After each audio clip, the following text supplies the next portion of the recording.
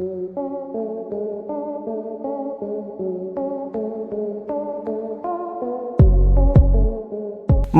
पर टीका, आंखों में काजल, कंधे पर काला पंछा यानी गमछा और अपराध से पहले महाकाल का नाम। उज्जैन में दुर्लभ कश्यप गैंग की यही पहचान है। जमीनी स्तर से ज्यादा सोशल मीडिया पर इस गैंग का आज भी भौकाल है। विवादित मामलों को सलटाने के लिए गैंग का सरगना दुर्लभ कश्यप सोशल मीडिया पर बाकायदा विज्ञापन निकालता था। जरूरी बात यह है कि सितंबर 2020 में एक गैंगवार में दुर्लभ कश्यप मारा जा चुका है, लेकिन मौत के बाद दुर्लभ की फैन फॉलोइंग इतनी है कि आप फेसबुक पर खोजेंगे तो हजारों की संख्या में उसके नाम से अकाउंट मिल जाएंगे। आज हम आपको इस वीडियो के माध्यम से दुर्लभ कश्यप के जीवन के वह राज खोलेंगे जो आपको पूरे सोशल मीडिया पर नहीं मिलेंगे। तो चलिए एक एक कर दुर्लभ कश्यप के सारे पन्नों को पलटते हैं।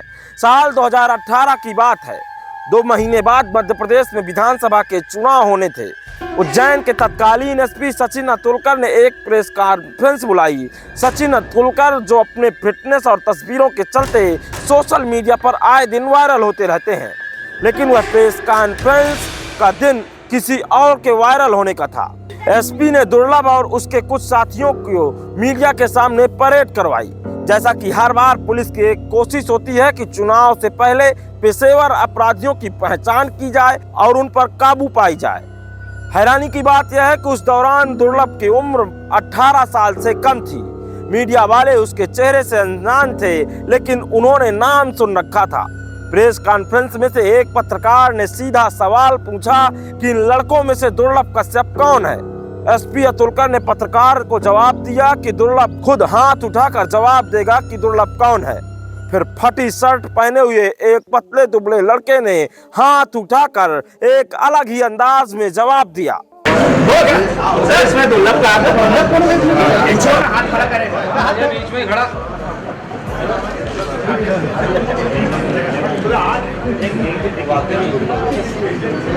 दुर्लभ डायलॉग मारो जो फेसबुक पर लिखा के पड़ जा रहा। भाई जी, आज भी यह वीडियो सोशल मीडिया पर आए दिन वायरल होता रहता है। दुर्लभ को जेल भेज दिया गया। दुर्लभ शुरुआत में जबलपुर जेल भेजा गया। उस वक्त वह नाबालिग था। बालिग होने में कुछ महीनों का वक्त बचा था। दुर्लभ ने इस बात का फायदा उठाया और पुलिस के एक्शन के खिलाफ जबलपुर हाईकोर्ट में अपील की। अप्रैल 2019 में हाईकोर्ट ने दुर्लभ कश्यप के पक्ष में फैसला सुनाते हुए उसे बाल सुधार गृह भेजने का फैसला किया। 2019 की बात है। जेल से बाहर निकलने के बाद दुर्लभ और उसके कुछ दोस्तों ने इंदौर में एक फ्लैट किराए पर लिया। दुर्लभ का एक करीबी साथी राजदीप मंडलोई भी उस समय दुर्लभ के साथ था।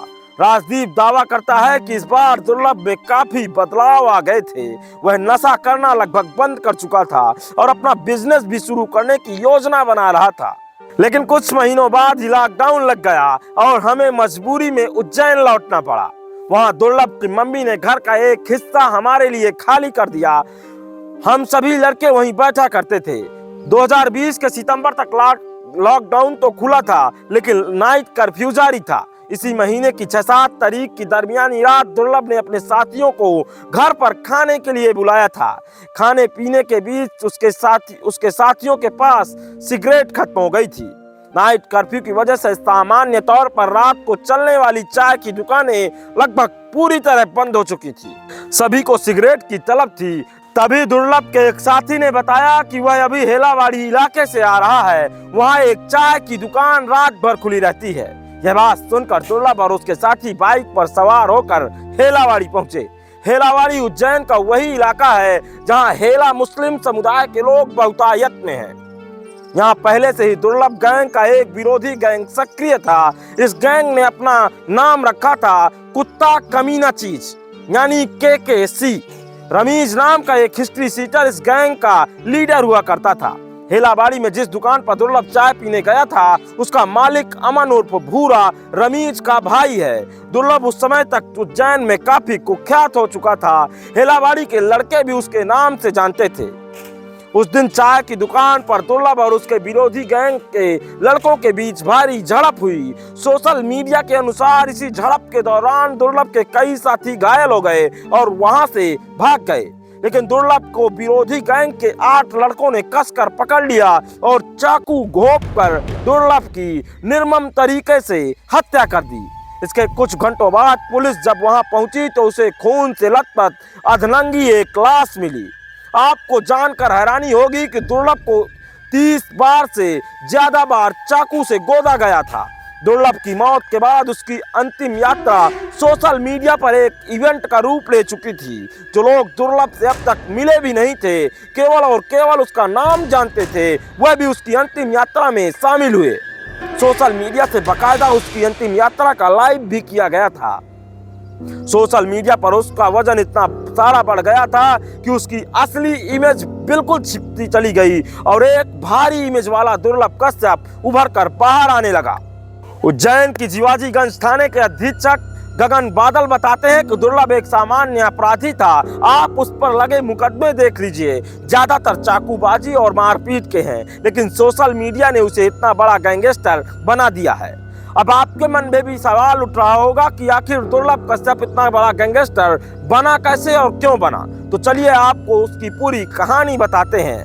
मध्य प्रदेश का एक सागर जिला है जहां सिलसिलेवार तरीके से 4 हत्याएं होती हैं। पुलिस ने जब 4 हत्याओं के कातिल को पकड़ा तो उससे पूछताछ की। उसने जो खुलासा किया वह बेहद चौंकाने वाला था। उस हत्यारे ने कहा कि मैं दुर्लभ कश्यप की तरह मशहूर होना चाहता था, इसलिए मैंने 4 लोगों को मौत के घाट उतार दिया।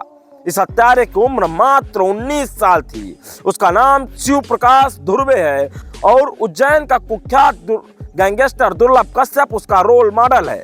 यही नहीं, दुर्लभ और उसके गैंग का असर सिर्फ मध्य प्रदेश के कुछ इलाकों तक सीमित नहीं है। उज्जैन से 500 किलोमीटर दूर महाराष्ट्र के औरंगाबाद में फरवरी 2022 में पिता और बेटे के साथ 4 लोगों ने मारपीट की और जाते जाते कह गए कि वह कुख्यात गैंगस्टर दुर्लभ कश्यप गैंग के आदमी है। दिलचस्प बात यह है कि दुर्लभ अपने जीवन में कभी भी औरंगाबाद नहीं गया, फिर भी उज्जैन से करीब 500 किलोमीटर दूर महाराष्ट्र के इस शहर में इस आपराधिक घटना के साथ दुर्लभ कश्यप का नाम क्यों जोड़ा गया? इस सवाल का जवाब जानने के लिए हमें दुर्लभ कश्यप के बारे में जानना होगा। साल 2001 में पैदा हुए दुर्लभ का बचपन अच्छे माहौल में नहीं बीता था। उसके पिता मनोज कश्यप और मां के बीच अच्छे रिश्ते नहीं थे। दोनों एक दूसरे से अलग रहा करते थे। दुर्लभ की मां एक सरकारी स्कूल में प्रिंसिपल थी।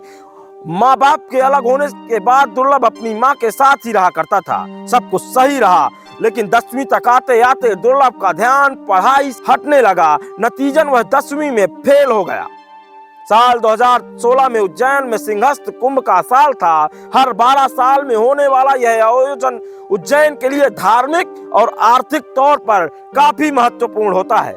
यही साल दुर्लभ कश्यप के उभार की शुरुआत का साल था। कहानी शुरू हुई उज्जैन के फ्रीगंज इलाके में पड़ने वाले शहीद पार्क से। यहाँ से हर साल 26 जनवरी को दुपहिया वाहन रैली निकलती है। स्कूल से मोह भंग होने के बाद दुर्लभ ने इस रैली पर अपना ध्यान केंद्रित कर लिया। रैली में डीजे, खाने पीने की व्यवस्था दुर्लभ देख रहा था। पूरे इलाके में उसने गणतंत्र दिवस की शुभकामना वाले बैनर भी लगवा दिए थे जिस पर उसकी फोटो लगी हुई थी।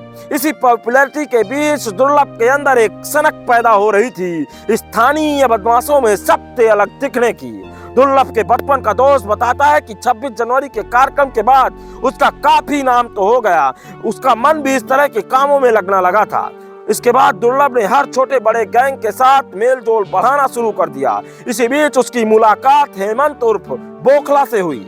हेमंत अपने इलाके का एक नामी बदमाश था। फिर दुर्लभ अपराध के रास्ते में चल पड़ा। फरवरी 2017 में दुर्लभ के ऊपर पहली बार पुलिस ने मामला दर्ज किया। तब उसने अपने साथियों के साथ 18 साल के एक लड़के पर चाकू से वार किया था।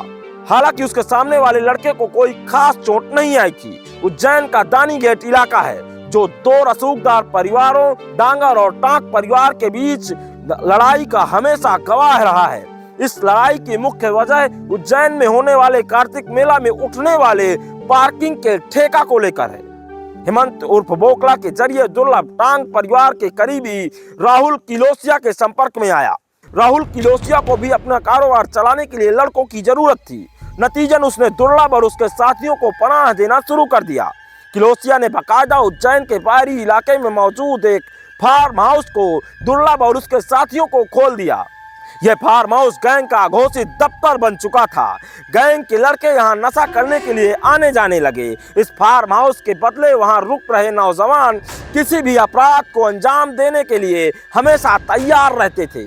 जनवरी 2018 में दुर्लभ पर पहली बार हत्या का मुकदमा लगा। दरअसल 11 और 12 जनवरी की दरमियानी रात दुर्लभ और उसके साथियों की मुठभेड़ टांक परिवार से जुड़े कुछ लड़कों से हो गई थी। कई लोग घायल हो गए थे। दोनों पक्ष घायलों को लेकर उज्जैन के सिविल अस्पताल पहुंचे तो यहाँ फिर उनका झगड़ा हुआ। दो लड़कों ने अर्पित उर्फ कान्हा पर चाकू से हमला किया तो उसे गंभीर हालत में अस्पताल में दाखिल कराया गया। जनवरी में उसकी मौत हो गई। इस केस में दुर्लभ के अन्य साथियों को आरोपी बनाया गया। दुर्लभ और उसका साथी राजदीप इस समय नाबालिग थे, लिहाजा उन्हें उज्जैन के बाल सुधार गृह भेजा गया। करीब 4 महीने बाल सुधार गृह में रहने के बाद इन दोनों को इस केस में जमानत मिल गई। जमानत पर बाहर आने के बाद दुर्लभ और उसके साथी उज्जैन के अपराध जगत में जाना पहचाना नाम बन चुके थे। दुर्लभ का सदस्य रह चुका एक लड़का बताता है कि दुर्लभ को फोटो खिंचवाने का बहुत ही शौक था। उसने उज्जैन के अलग अलग पेशेवर फोटोग्राफरों से अपनी फोटो शूट करवाई थी। हम सब लोग उज्जैन के ही थे। यहाँ महाकाल के मंदिर के चलते सिर पर बड़ा टीका लगाने की परंपरा रही है। दानीगेट इलाके में जहाँ गैंग की बैठक चलती थी वहाँ कई लोग शवों का दाह संस्कार करने का काम करते हैं। यह लोग काला गमछा रखते हैं तो हम सबको लगा कि यह भेष हमारे गैंग के लिए सही रहेगा, तो हमने भी वजनदार दिखने के लिए ऐसा ही पंछा डालना शुरू कर दिया। यही वह दौर था जब दुर्लभ कश्यप सोशल मीडिया पर खुद को प्योर अपराधी लिख रहा था। प्योर अंग्रेजी शब्द के प्योर का मालवी अपभ्रंश है। इस दौरान दुर्लभ ने अपने फेसबुक प्रोफाइल का इंट्रो अपडेट करते हुए लिखा, कुख्यात बदमाश हत्यारा प्योर अपराधी, कोई सा भी कैसा भी विवाद कराना हो तो मुझसे संपर्क करें। महज 20 साल की उम्र में 11 मुकदमों वाला दुर्लभ कश्यप गैंगवार में मारा जा चुका है। अक्टूबर 2018 की बात है जब दुर्लभ और उसके साथियों की एक स्थानीय बदमाश के साथ दिन दहाड़े भिड़ंत हुई। इस दौरान उसने कई फायरिंग हुई और दोनों गुट के बीच चाकूबाजी भी हुई थी। इस मामले में पुलिस को दुर्लभ और उसके साथियों की तलाश थी। इसी बीच उज्जैन पुलिस की साइबर क्राइम यूनिट दुर्लभ और उसके साथियों पर नजर बनाए हुई थी। तभी मोबाइल लोकेशन का पीछा करते हुए पुलिस उसे गिरफ्तार कर लेती है। गिरफ्तार करने गई टीम में शामिल रहे एक पुलिस अफसर बताते हैं कि तब दुर्लभ महज 18 साल का भी नहीं था। जरा सा धमकाने पर ही उसने अपने पूरे साथियों की जानकारी दे दी थी। उसकी निशानदेही पर हमने 50 से ज्यादा लोगों को गिरफ्तार किया। यहाँ ध्यान देने वाली बात यह है कि इनमें से ज्यादातर नाबालिग लड़के थे। फिर पुलिस ने ज्यादातर लड़कों को छोड़ दिया, लेकिन दुर्लभ और उसके साथियों को हमने गिरफ्तार कर लिया था। इस दौरान सोशल मीडिया पर उसके स्टाइल के प्रभावित होकर लोग जुड़ने लगे। 16 की उम्र में दहशत फैलाने के लिए उसका गैंग तैयार हो गया। दुर्लभ कश्यप का गैंग एक कॉरपोरेट कंपनी की तरह काम करता था। गैंग का अपना स्टाइल और ड्रेस कोड था। दुर्लभ कश्यप गैंग के इसी स्टाइल के युवा फैन हुए जा रहे थे। पढ़ाई की चिंता छोड़कर युवा दुर्लभ कश्यप की गैंग में जुड़ने लगे थे। गैंग के लोग अपराध के बाद महाकाल का नाम लेते थे। आप दुर्लभ कश्यप के बारे में क्या सोचते हैं, हमें कमेंट करके जरूर बताइएगा।